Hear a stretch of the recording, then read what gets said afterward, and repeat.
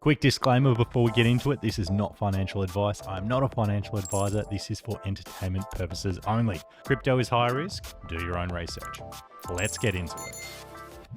In a world where day-to-day life gets more and more expensive, why are some collectibles growing in value? Which collectibles have value? And how do $1 million comic books tie into this whole thing? Now, I took this post from FBB4, and I think it's really important to understand, so stick with me. Before we talk about modern collectibles, I want to do a quick little timeline of collectibles. Pre-20th century, there was collectible art, rare coins, stamps, antiques, mainly valued for their historical significance and aesthetics. Only the wealthy would collect, and the broader public didn't really know or view the collections as valuable assets. Then in the early 20th century, there was more of a concept of organizing those collections, so people had big stamp collections, big coin collections, and it started to be seen as something that might have value in the future. However, collectibles were still mostly personal interest and not an investment. Mid-20th century, although collecting was niche, it was becoming more and more popular, and that led into the collection of baseball cards and stamps, with early adopters seeing a decent potential for appreciation in value. And then in the 70s through to 90s,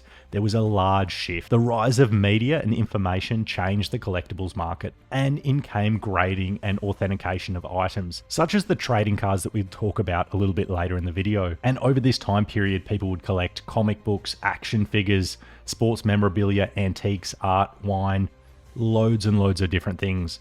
In the 2000s, the internet changed the collectibles landscape even more dramatically, and online marketplaces such as eBay allowed people to buy and sell things online over the world easily and transparently. And then in 2010 to present was the NFT rise, and blockchain technology dramatically shaped this, so really kind of altered how the notion of ownership could change. How I see this moving at the moment, the next level of that is meme coins. So meme coins are that next thing, using blockchain to verify, and that's what we're going to talk about in the rest of the video. True value being in digital scarcity, digital rarity, and having it immutable on the blockchain. The most overlooked truth in meme coins.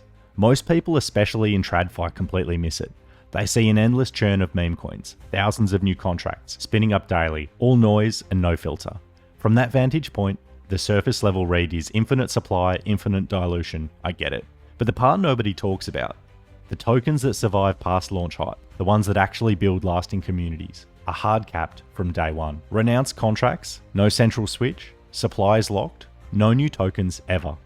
Doesn't matter if the price goes 10x, 100x, 1000x, there will never be a new token minted into existence. Not a single new token can ever enter the market, no matter how high the price runs. Contrast that with equities. Stock supply is a moving target, where dilution can be decided at a Tuesday board meeting and dumped on you overnight.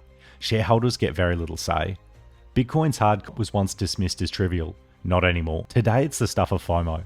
And we were all there when ETH flipped deflationary and reshaped its entire narrative.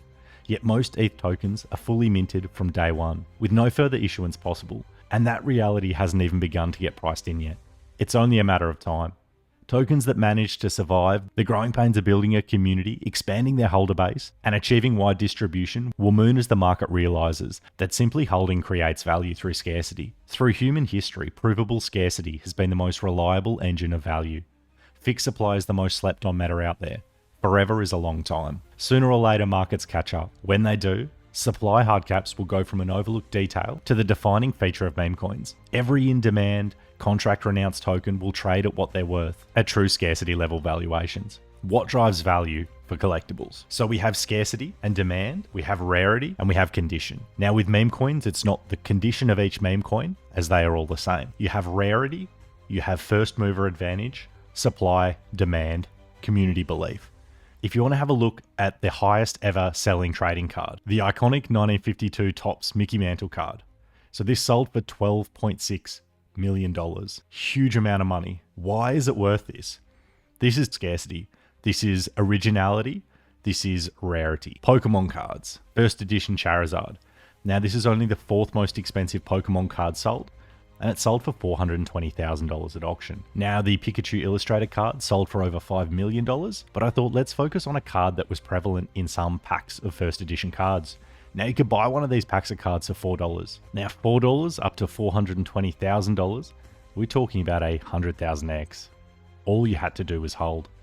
With meme coins, if you find the right narratives, all you have to do is hold, because forever is a long time. Now when Pokemon cards were trading at $4 a pack, Do you think anyone ever thought that they would be trading at hundreds of thousands, if not millions of dollars? No. No one thought that. Otherwise, every man and his dog would have been saving these trading cards. They would have been putting them in packs. They wouldn't have been playing with them. They wouldn't have been creasing them. No one thought that. Why is it such a stretch to think that some of the OG meme coins are going to be worth crazy valuations in the future? For me, I actually don't think it is. I'm going to talk about 3 FBB4 picks that I think have a huge amount of upside, because as FBB4 said, forever is a long time. Now, if you're not familiar with FBB4, look at this wallet. I'll link it below. Ends in FBB4. You can see that he holds an enormous amount of Book of Ethereum, Pepecoin, GameStop, and Kekistan. The 3 that I own, full disclosure, are Book of Ethereum, Pepecoin, and Kekistan, and that's where I'm going to be focusing on right now. The lowest market cap of these coins by far is Kekistan. Now, I like this meme for multiple reasons. Now, I did make a full video on it, which I'll link below, but for me, the lore behind Kekistan is pretty unreal. So if you want to have a look on Know Your Meme, you can see a quick overview of what Kekistan is. So it's a fictional country invented by 4chan users or shitposters who worshipped the ancient Egyptian deity Kek. So all of it was a massive piss take, really having a bit of a laugh at identity politics and kind of taking the piss out of the people that were taking the piss out of them. Now, all of it started around a YouTuber, Sargam of a Card, noting that there were really no different criteria to meet ethnicity. So he tried to get Kekistan recognized as an ethnicity, with the Kekistanis just being shitposters. So really quite a mimetic thing. So Kekistan was a really early meme. Been a meme that's been around for a long period of time. And this was around the election with Clinton and Trump. But my point is that this is a meme that's been around for a long period of time. Now, probably the most recognizable meme in the world is Pepe. Now, this is a frog drawn by Matt Fury. So Pepe directly draws in with Kekistan. So I think that the largest meme in the world, this cult-like community built around that in a satirical kind of way, it just makes a huge amount of sense to me. I think it's very original. I think it is one of the OG memes that kind of came from the shitposters online who wanted to rebel a little bit. For me, Kekistan makes a huge amount of sense. It's definitely one that I am backing.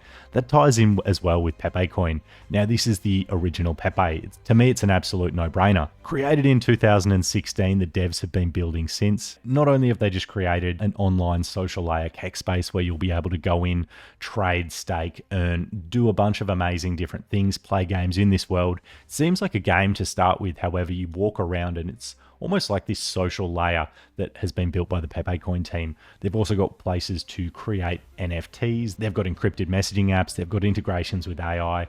Huge amount of stuff going on under the hood. So Pepecoin for me makes a huge amount of sense. It's also completely flawed. So the price looks very, very bottomed out. I doubt it goes much lower, not financial advice. But for me, this is the kind of chart that I look at. Does this meme coin make sense? Yes, it's been alive since 2016.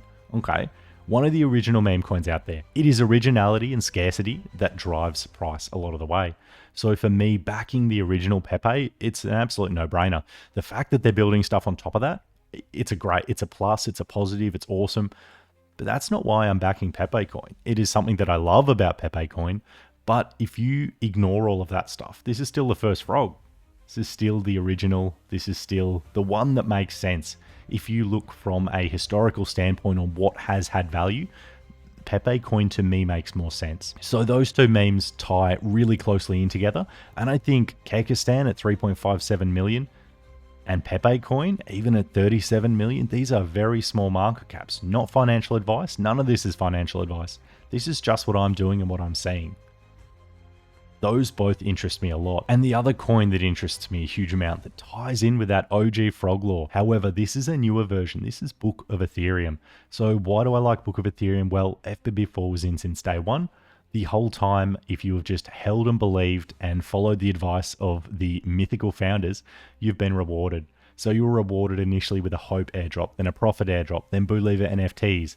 Then you recently had an NFT pilgrimage, and as of today, you are now able to claim your holy rewards for having staked those NFTs. And not only are they building up this ecosystem, but they've had interactions with multiple ETH co-founders, Ethereum Joseph or Joseph Lubin, Taylor Gehring, Anthony Diorio, as well as potentially Vitalik himself, who was given a Book of Ethereum t-shirt and wore it around his waist at an Ethereum conference. We've also got Fundstrat Capital, the man behind the $20 billion purchase of Ethereum, which is absolutely insane, and SHIB Token with 4 million followers following Book of Ethereum. So many different connections, as well as the links to FBB4. So for me, not only does this chart look very good, putting in continuous higher lows from here, looks like we have had that big bleed out, flush out the non-believers. We are setting higher floors, and it looks like we are primed to continue on up. So why did I make this video today? Yes, it was to talk about those 3 picks, but it was more to talk about this post. The fixed supply is the most slept on meta out there. Forever is a long time. I think that is something that we overlook when we think about time horizons. No one ever thinks on long time horizon. 1999, this Pokemon card sold in a pack for $4. Who knows how much this sold for? Probably cents in the original pack. All you had to do was hold. All you had to do was hold. If you back the right horse with meme coins, maybe all you have to do is hold. As always, I appreciate it. I appreciate you, and I'll catch you in the next one.